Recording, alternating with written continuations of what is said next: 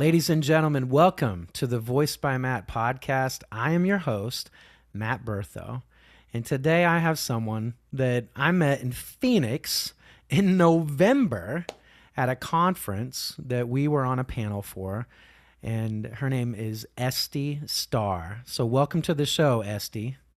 Thank you. I'm very excited to be here. How are you? I am good. I was underwater breathing through a straw for a few weeks, and now I feel like mostly treading. I'm Okay. just going through a massive staffing transition. This is more business than Yeah, go personal. for it. Just a lot of staffing transition. That's the short version. So let's just dive in. So why don't you tell the audience kind of what are you staffing? What is your What am business? I staffing? What do I do? I used to say that I help business owners earn more money with less headache. That was my line for I don't know, 7 years. And then so many people started helping business owners that it became kind of boring and less exciting. So then for a little while, I told people I turn ideas into money. And that's very true. Yeah. So that one's fun. And then I started going to a lot of business networking events with other business and marketing professionals. And they're like, so do we, Esty. So I needed to find another line. And most recently, I tell people that I eliminate marketing from small business. And that seems to catch. Ooh. Yeah. Boy, that goes against the grain. I Yeah, like it. that's kind of me. It's very much an embodiment in many Well, ways as of a what I do teacher, and who I am. I want to unpack a little bit about what Esty just did for everybody. So Esty and I speak the same language because we know that we have to be very clear and simple with our message and what we do. And one of the things that I help my clients with is doing what you just did, like a masterclass of, which is telling people how simple it is what you offer, what you do. You know, I just got done with doing Unmute 2.0 in Madison, Wisconsin. And this is one of the exercises that I put them through. What's your vehicle? What's the thing that you do? What's your craft? What's the technique? What's the artistry? What's the implementation of the craft? And then what's your secret sauce? What's your magic? And so Mm. using that framework, I had them unpack it and give a simple line. You know, for me, I let my client's soul come out and say hello, Aw, that's beautiful. right? But I also know I've had to change it and tweak it a little bit as I go because, like you, being in the marketing and advertising and helping people with their businesses, like you said, there's tons of people that are trying to jump in that game that are taking what you used to do, making it their own, and then you have to be like, oh, no, no, no, we got to switch this up, right? So I've noticed. It's more like they bastardize it, but yeah. That's great. I love that. If they made it their own, I would not mind. I would happily step aside and go on a vacation for a while, then find something else fun to do. So let me What ask I you a question. find is that people say they do what I do and they don't come close. Yeah, yeah. So why don't they come close? Because that's where I want to go with this right now. Tell me in no kind of feeling bashful or apologetic, tell me your training. Like, where have you been? Like, what did you do? Where'd you go to school? Tell me your training because this is a huge separator. Because I see a lot, and I don't mean to step on any toes right now, but Esty, you know, she nailed it. There are a lot of speaking coaches out there right now that are doing events to get people to come speak, and then they give them a trophy. All right. I have worked in voice for over 20 years. I've coached privately for 20 years. I got my degree in music education. I got my master's degree in voice performance. And then I've still dove in deeper to other ways to get better at my craft, better at my art, right? Yeah. So I say that because there's there's two sides to the coin right now. There's people that are dogging on educated people that don't think you need to get a degree, right? And then there's people that are like, no, we need that education. We need that structure, that foundation to be able to make it our own, which is what I believe. If I didn't go to college, I would not have the background and the backbone, the foundation to do what I'm doing right now. So I'd like to hear your training. Like, where did you come from? Go. Sure. I will tell you, but first I will tell you my opinion, which is a little different than yours. I'm not attached to where someone got good at what they do. I'm just attached to them being good at what they do. And for some people, that is formal education. I happen to have it, and I will tell you about it. For some people, that's school of life. I happen to have a ton more of that, and I'll tell you about it. Some people are naturally talented. I happen to have that too. I've got the trifecta. I've always been like this. I have the education, and then I've got 20 years plus experience. Triple threat. Pretty much. And I am so happy for everyone who's good at something to share it. My challenge with so many people, I just got an email from a guy. I can't make these stories up, right? He's in our new crash course series that we launched this summer. It's called the 100K Marketing Machine Crash Course. It's great.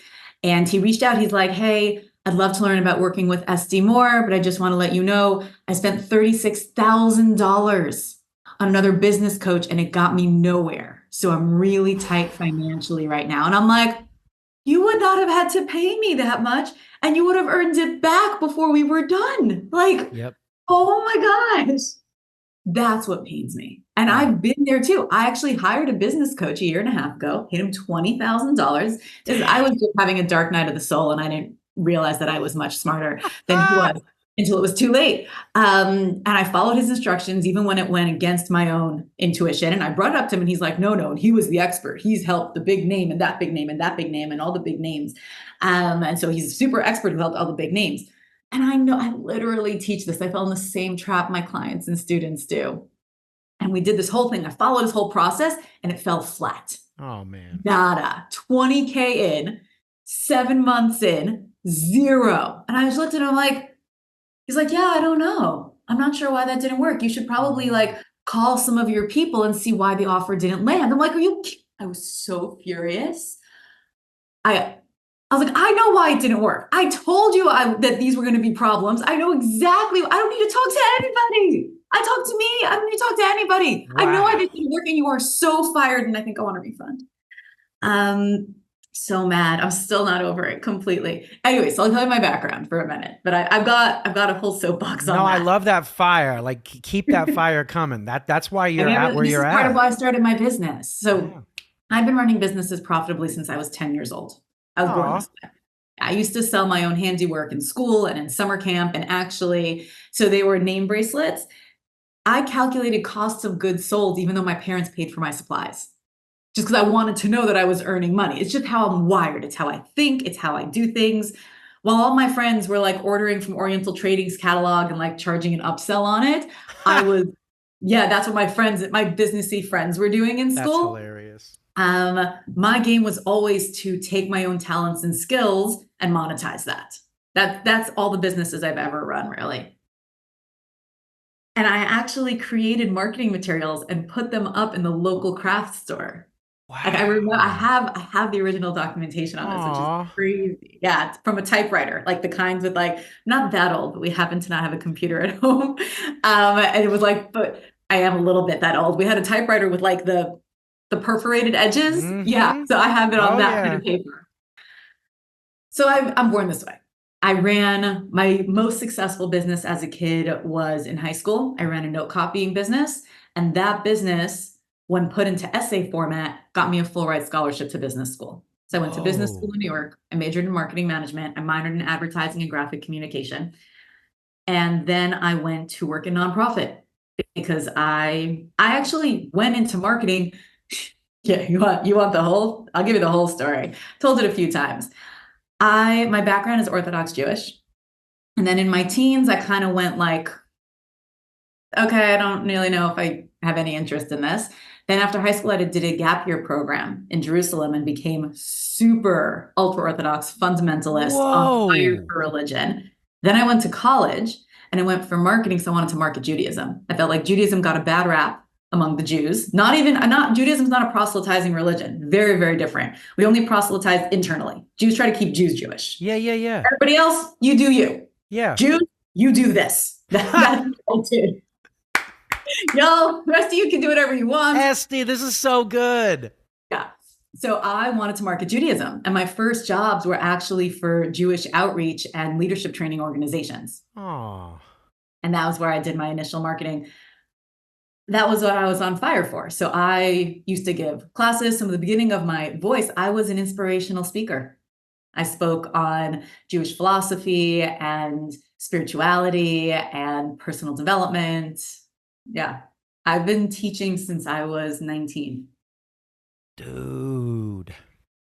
Dude, we are very much alike. Like when I was in high school, I taught preschool Sunday school Oh, to wow. these little kids, and we talk about Jesus, and I'd have them stand on the desk. This is me. They'd stand on the desk and sing Jesus Loves Me at the top of their lungs. And then these Aw. other teachers would come down the hall and go, "You can't do that. They're so loud. What are you doing?" I'm like, "They're so happy and they're learning. This is great." And so I just wanted to say that because you are a teacher. Yeah, I have been for over 20 years. That's amazing.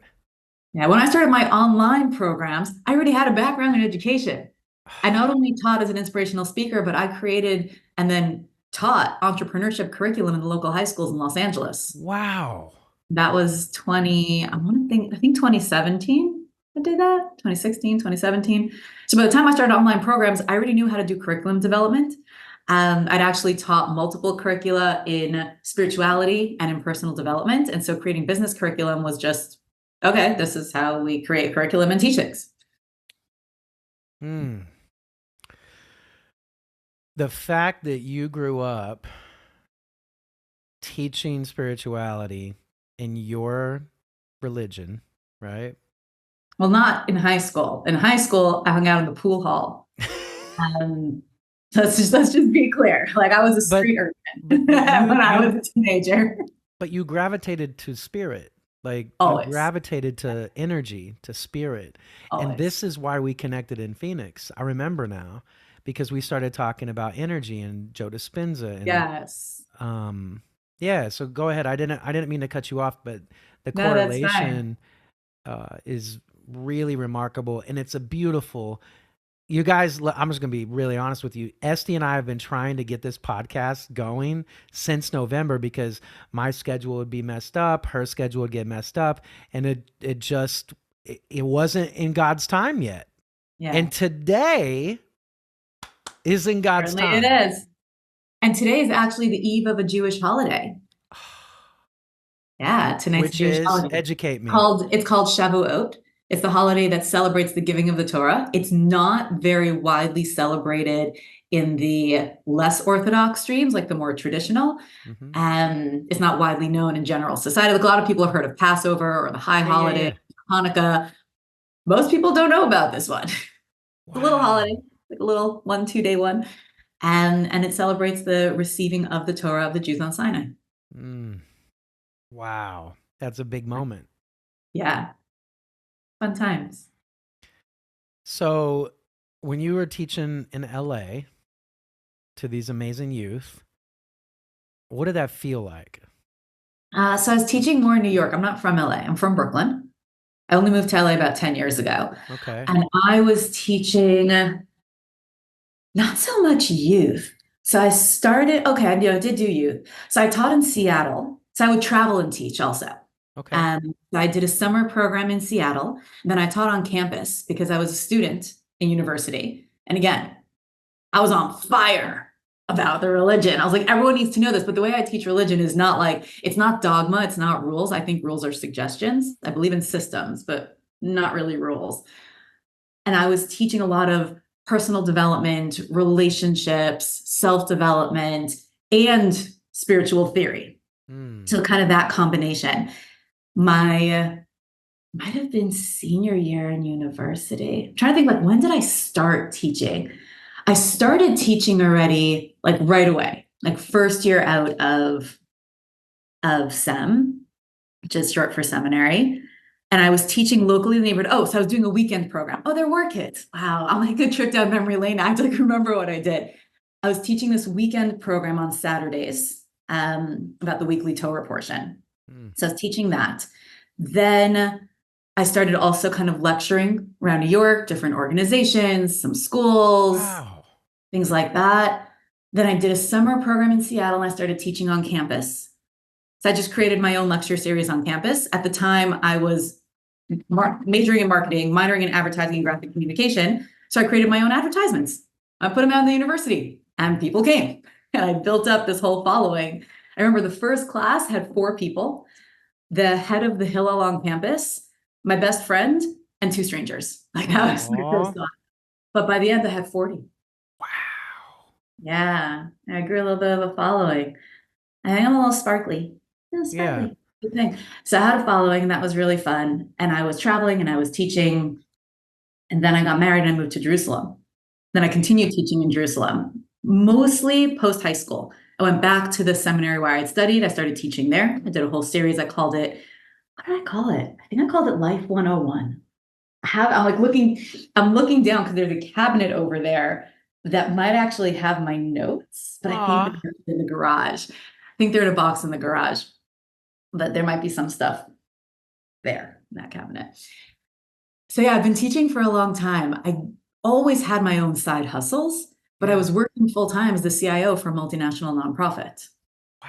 until 2011. So I was teaching on the side. I became a certified professional coach in 2009.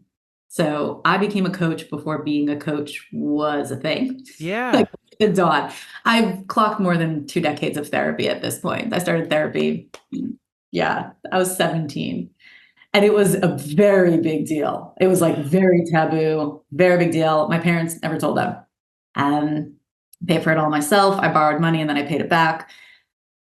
So I've clocked a massive amount of therapy and I wanted to help others, but I'm very empathic and I absorb other people's problems. So I was mentoring also for many years. I did big sister, little sister programs and I mentored for different organizations. What, did you do it also? No, no, no. Time out though, because you're What? so brilliant and so amazing, and you're so like a fire right now. So I got to rewind the tape a little bit and Okay. go back to something that you said so freely, and it's very normal for you, and it's very normal for me, which was you feel people's feelings. Yeah. So I want to unpack that a bit. When did you figure that out? Like, when did you have the awareness? Because this is a big, big, big thing that a lot of people in the world don't understand. All right. I understand it. It's why I'm a teacher. It's why you're a teacher. It's why we can get to the root of the problems really quickly. Right. But talk to us about when you had the awareness of, oh my gosh, I'm feeling other people's feelings. These are not mine. I don't know. I feel like from when I started mentoring, it's like I knew that I absorb other people's problems. I don't even know how to explain it. I just knew like I would be feeling really bad because they were struggling. I it was never like a, oh, this is someone else's. It was, this is someone else's. I am feeling really bad now because I'm concerned for them, Right. because they're in pain, because they're in danger, because whatever. And so my concern in going to become a therapist was like, I will break. Like as Ah. a mentor and as a big sister, it was such a load. And that's why I went for coaching. That was the end of that sentence. Did it linger?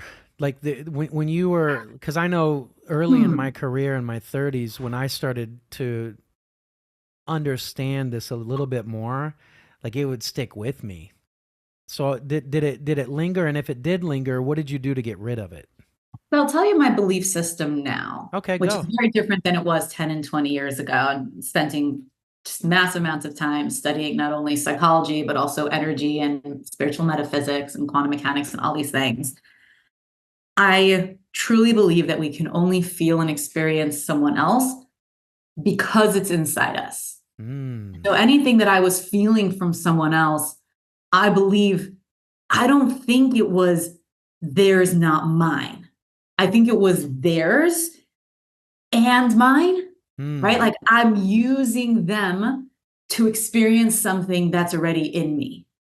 I don't think that maybe other people are different and maybe that's not the same for everybody. But for me, my belief is when something hits me, because I've seen people in pain or challenged, and I'm just like, okay, put on your big girl panties and let's go. Just like, stop being a baby. Like, let's do the thing. And it doesn't really touch me. And then there's some things that, like, for no explicable reason, generational trauma, I have no idea, that just give me like silly things like, oh, the kid needs new shoes and he doesn't have shoes. And I'm just like, shoes. Like, even now I can like feel like chills in my body. Do I have a specific memory of not having shoes? Did I carry some? I have no idea. Certain things get me. They get me really deeply. And I think it's just that it's inside me. So it's making contact and it's bringing it out. You're muted, but I see your mouth moving. We can have this conversation because I can't have this conversation with a lot of people. And it's cool that we're doing this podcast so other people can hear this conversation. I remember talking to you because all these memories are flooding back in from Phoenix. So something that you said about it's in us, then we connect to it, right? I know that when I do breath work or I meditate or I'm eating really clean, I'm not drinking alcohol, I'm getting enough sleep, it feels energetically, spiritually inside me that something is elevated, right? And so I know that when I'm helping a client and they tell me some dark truth, right, some really painful thing, the that higher elevated me is able to hear that, but not feel it to the extent that maybe that I should in the future. I don't know, but I'm just throwing this out there because this is not the first time this has come up in the last month. All right. We're talking about energy. We're talking about frequency. We're talking about spirit. Those emotions, in Dispenza's work, he talks about the triangle and wholeness, love, joy, bliss, hope. And then, down the triangle, we have sadness and depression and some of those darker kind of emotions that are a little heavy or weighty.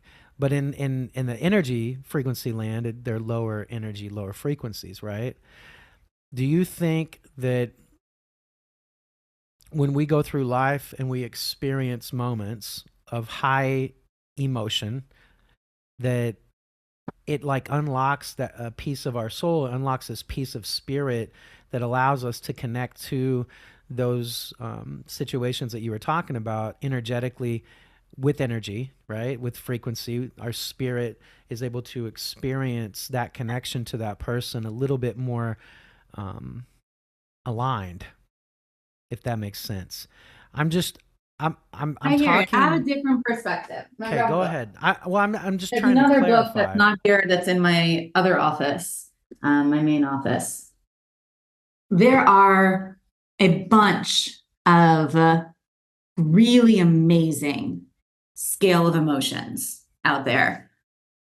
Abraham Hicks, Ask and It Is Given, has a really good one Okay. on page. It's marked somewhere. Now I can't find it. I want to say 22, but that doesn't sound right. Anyways, doesn't matter. Abraham Hicks has a really good scale of emotions. Hawkins, Power versus Force, also Okay. Letting Go, which is down the hall. His scale of what I can only call, they call it levels of consciousness. I think to the uninitiated, you could really call it levels of emotional maturity. And that's one of my genuine favorites. And it's logarithmic, where guilt and shame are so exponentially low in frequency compared to something like courage or joy or knowledge.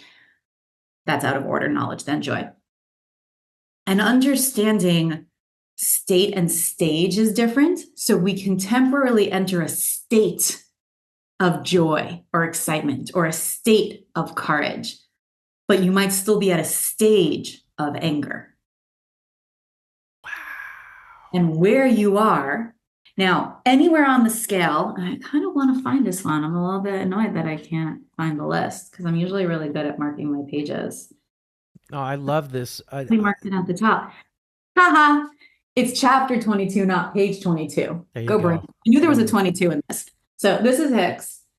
She's got 22, right? Joy is at the top, passion, enthusiasm, positive expectation, belief, optimism, hopefulness, contentment, boredom, pessimism, frustration, overwhelmment, disappointment, doubt, worry, blame, discouragement, anger, revenge, hatred, jealousy, insecurity, fear.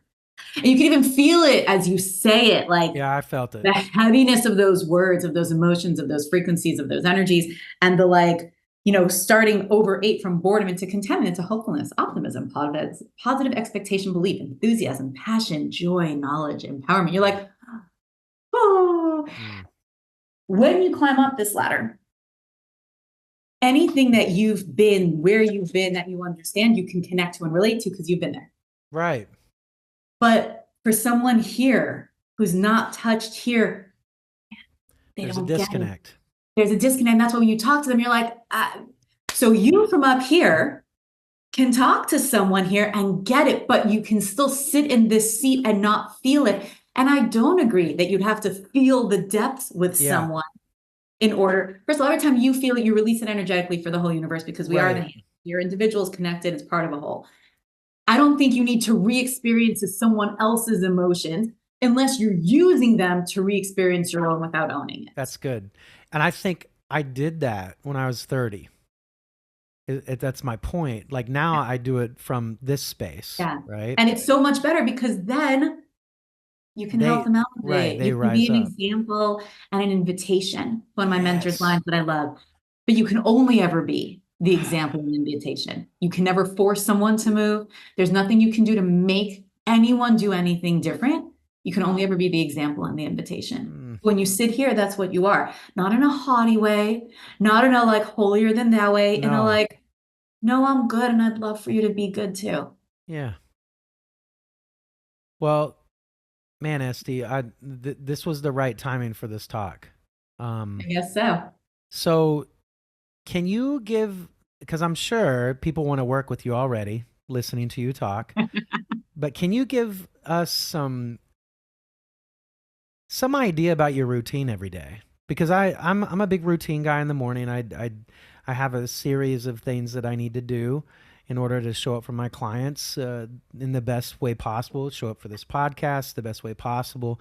But I kind of want to hear, what is Estie's routine right now, daily routine, in her prayer, in her meditation, in her gratitude, and her workouts, etc., that kind of help you be whole right now, Yeah.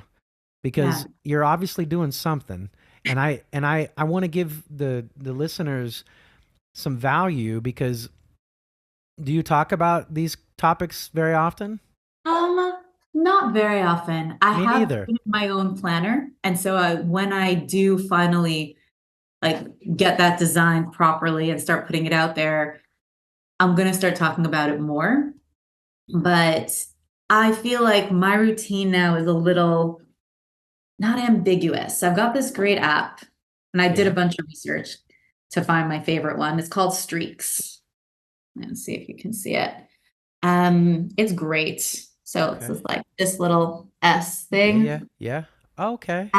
And so I have my routine on here. So my morning routine is the one that's light blue. And so the morning routine that I have set that I don't get to every day, because part of what I'm trying to figure out now, having big staffing transition. So that totally ate my plans. And I've still got 5 kids Yeah. We at haven't even home. talked about that part Yeah, yet. we can talk about that. But what I will tell you is this: the thing that I am strict about, I start my day with a smile. I put it on my face. So as I open my eyes, I'm like this. I'm like, I might look like an idiot, but no one's looking at me. It doesn't matter. And I had my eyes closed, so I didn't see what I looked like on the Zoom. Yeah. I make my face smile because that literally changes your physiology. Yeah. I start my day with a glass of water. I will not eat food. I will not put anything else in my mouth until I've had at least a glass of water. I take care of my teeth. I move my body. So I make sure that I stretch and I have mindfulness. Sometimes that mindfulness might be just 5 minutes where I'm sitting, I'm collecting myself, I'm Yeah. centering, I'm focusing on my energy centers, I'm focusing on the space around my body. I'm just trying to ground my nervous system. Sometimes that's 3 hours. The last few days, I've been doing this deep meditation practice. I've done 3 hours a day. But this morning, that was What not is going to it? happen. I had little kids to get to school.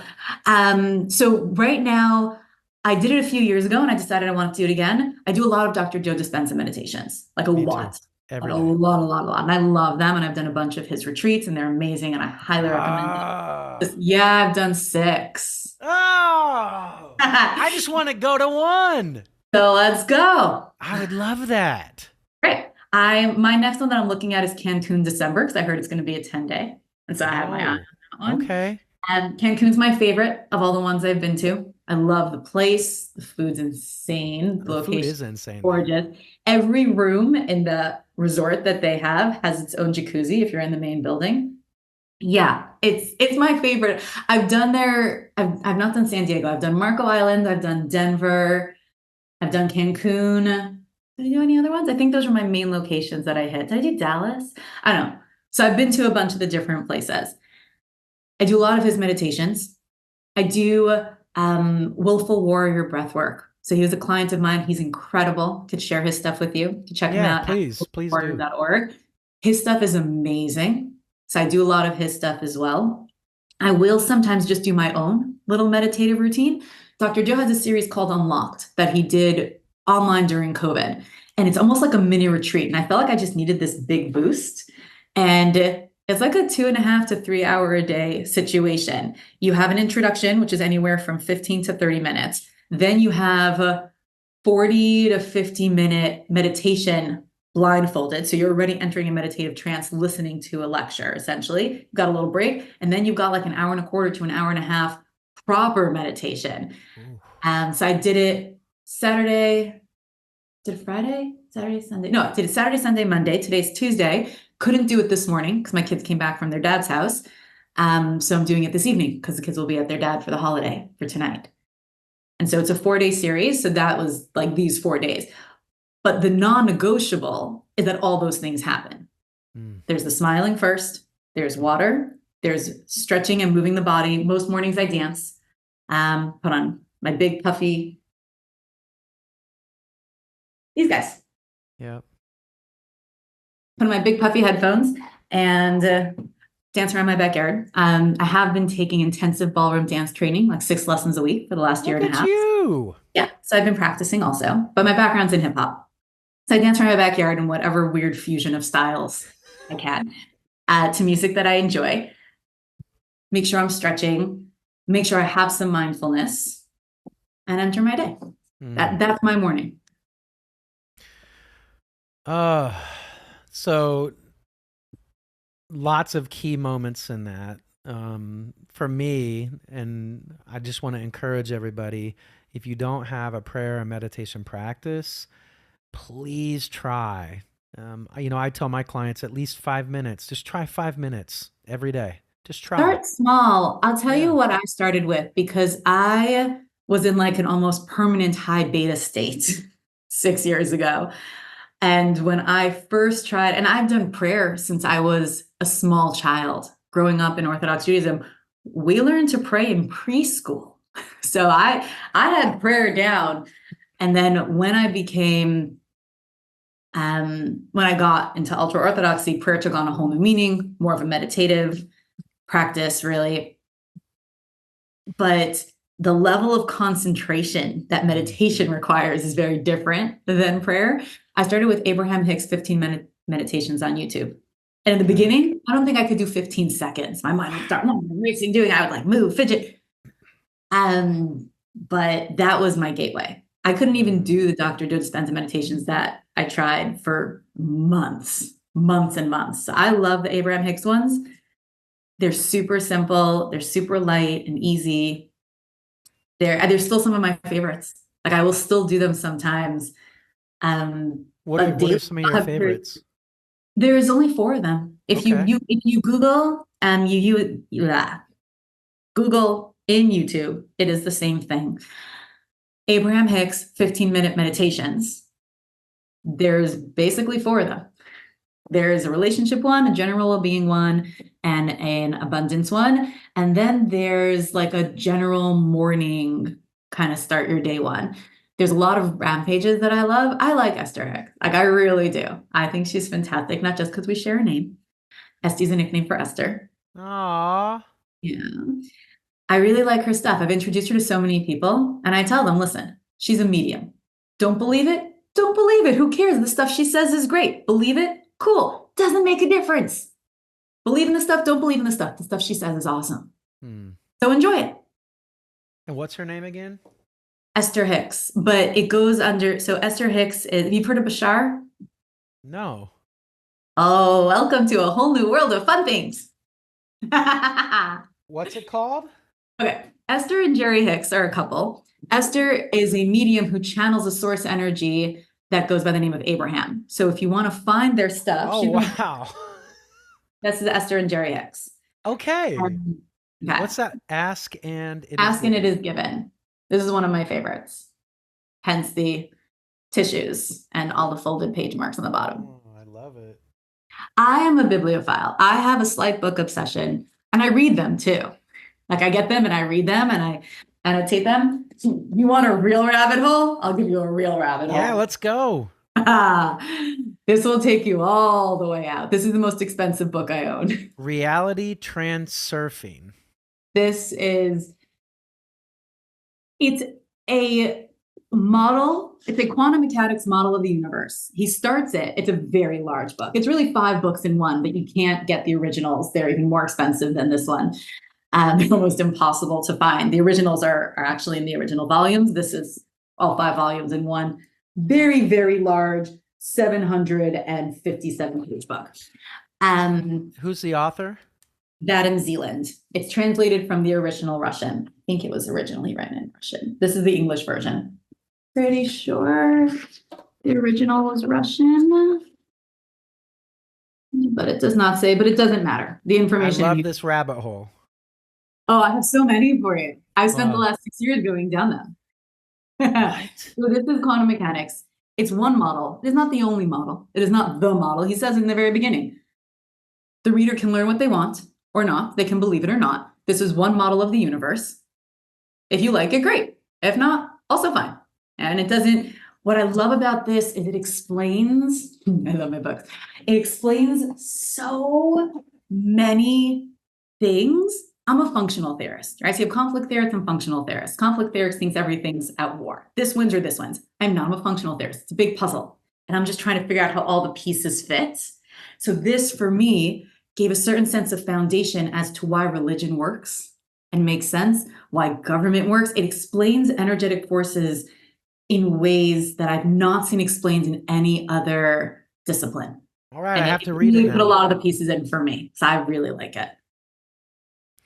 Okay. Look, you guys, this could be like a 2 or 3 hour podcast. I'm just getting started. There's books over there. I was no cleaning out that drawer. There's books over there. And this is not my main your office. rocks. I see your rocks.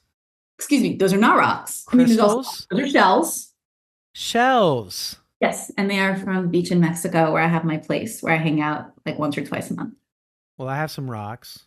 Okay. This from some Lisbon, Portugal. Ooh, cool. This is in the square. This is rose quartz. Nice. And then this is from Stonehenge. Oh, that's very cool. Yeah. I've got a really cool crystal in my office that someone gifted me. I don't think I have anything really fun. I hang out here more. Well, it's the eve of a holiday. That's one reason. But more I work from here like nights or evenings or when my kids are home and need me home. Yeah.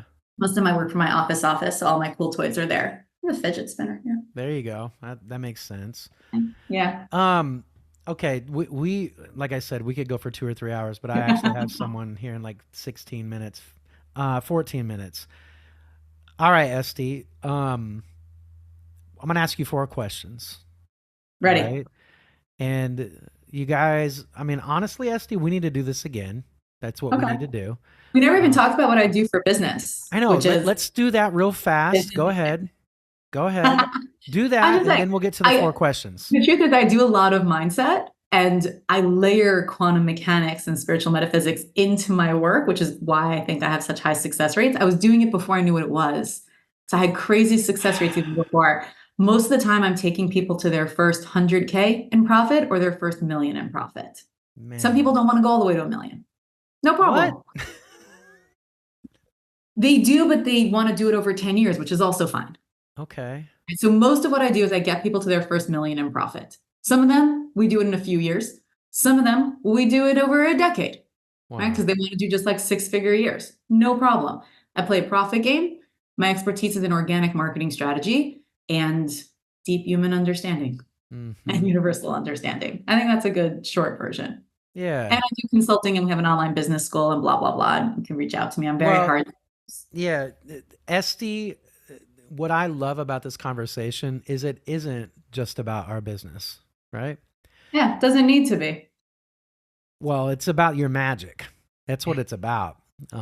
But it's what I tell a lot of people that are learning about their vehicle or a craft or a technique, right? You want to master that, and then you need to learn how to implement it. That's your artistry, right? But the magic happens when you have the mastery of the craft and the art, and then the magic happens. And you have mastered the fundamentals of marketing and advertising and helping people with their business. That's not hard for you. Like you could do that. No, I do that in I clocked over 12,500 hours one-on-one business coaching in the last 15 years. Yeah, I that's spent a beautiful. lot of hours working with people. And funny you say magic, my flagship program is called Marketing Magic. That's actually the name of it. Of Named course in it is. 2019. Yeah, named in 2019. It's been around for a while. We Yeah. put hundreds of people through it with amazing success stories. Well, I will be the first to endorse Esty on this podcast right now to say if you need advertising, marketing help, business help, please give Esty an email, a message. And the main reason is because of the magic, because of the spiritual part, the spiritual component. Those are the kinds of people you want working in your business. Not kind of okay, good people at craft and artistry. You want people that are magicians and have mastered those things before like you give someone a shot. What's their magic? What's their thing? What's their spirit? What's their soul? Do you feel them when they talk? Right? I and this is why we connected in Phoenix. Yeah. You can smile and show that love and that light because you know that you've worked so hard on the vehicle, the craft, the technique, implementation of those systems, and now you're in Magic Land. And it's beautiful. Thank But you.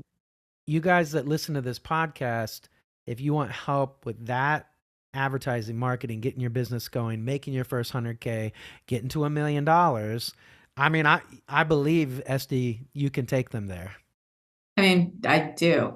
That's Yeah. really the thing I do every day. And if you just want to chat about quantum physics, I host a supernatural movie night every week, every month, not every week. This month is going to be this coming Friday. What's the movie? What's the movie?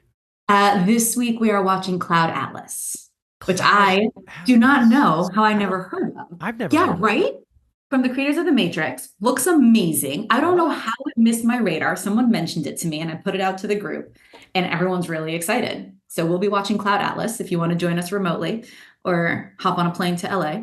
Um, we're all going to be gathered here on Friday for Supernatural Movie Night. Can you give me a rundown of some of the movies that you guys have unpacked? It hasn't been going that long. So we do either like a movie like that. So we watched The Man from Earth, or things just called Man from Earth, which was amazing. Highly recommend. We watched a bunch of documentaries. My favorite of those was BAM, which is What? Builders of the Ancient Mysteries. I have Okay. so many rabbit holes for you. I need this. Because I'm in a point in my life that my curiosity is really coming back strong right now. And so yeah, just send me the I'll list. give you endless rabbit holes. So what I'll do is I'll add you, we have a WhatsApp group, and in the WhatsApp group, I've got a Google Doc that everybody adds their supernatural movie recommendations Well, to. I So yeah, I'm ready. it's I'm a ready. collective document that I'm happy to share with whoever wants. Yeah. Yeah. Esty. God, this is so good. Okay. First question. What do you Yeah, love more than anything in the whole world? my kids. Yeah. Yeah. Why? I'll give you intellectual reason and then the emotional reason. The Mm. intellectual reason, I read a book, really great book, have it down the hall. My daughter actually took it. It's called Doesn't Anyone Blush Anymore? It's by a guy named Manis Friedman, one of my favorite relationship books. And in that book, he talks about the Hebrew word of love is ahava. There's a bunch of them, but the one that people know the most is ahava. And in Hebrew, the linguistics of the roots of the words are very significant. So hav, which is in ahava, means to give. Oh. And what he says in the book is you love that which you give to, which is why parents love their children more than children love their parents, because parents Ah. give to their children and give and give and give. And so my intellectual reason why I would tell you is why I love my children most is I have not given more of myself or my life to anyone Mm. than my kids, Mm-hmm. right? Especially as the mother, like those all grew in me. I birthed each one, single birth, like each one of those. Like I literally gave them my life force. And my Yeah. mentor said every time you have a kid, part of your brain turns to mashed potatoes. That's why they're so smart. Uh, Oh. I would have been much more intelligent. I've got 5 portions of mashed potatoes in here somewhere. Yeah. And I get my kids are super bright. So that's the intellectual explanation. I've given them more than anybody.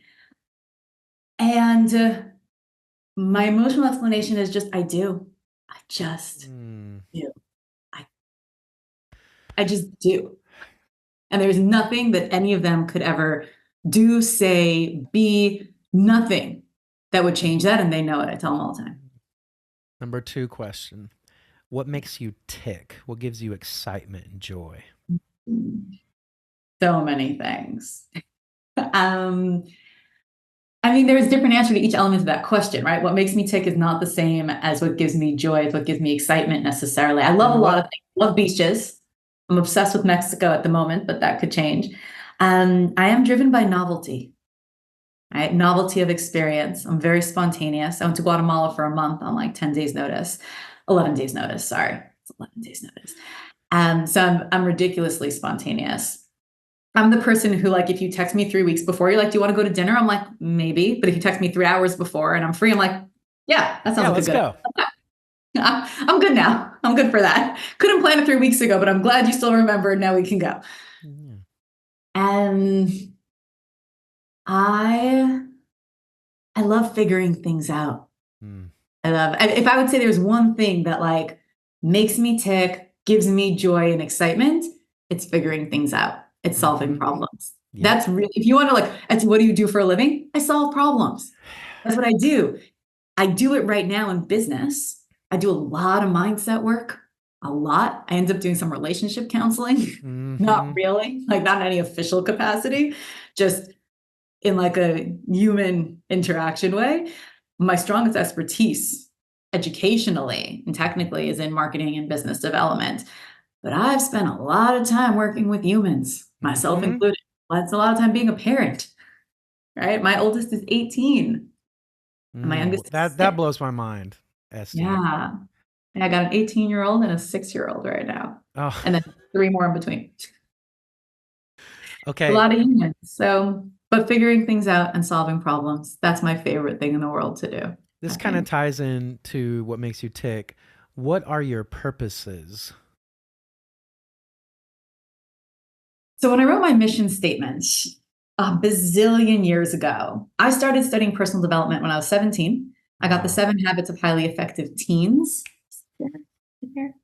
I think it's here. Hang on. I showed this to you. I still have the original. See, this is the benefit of being in a home office.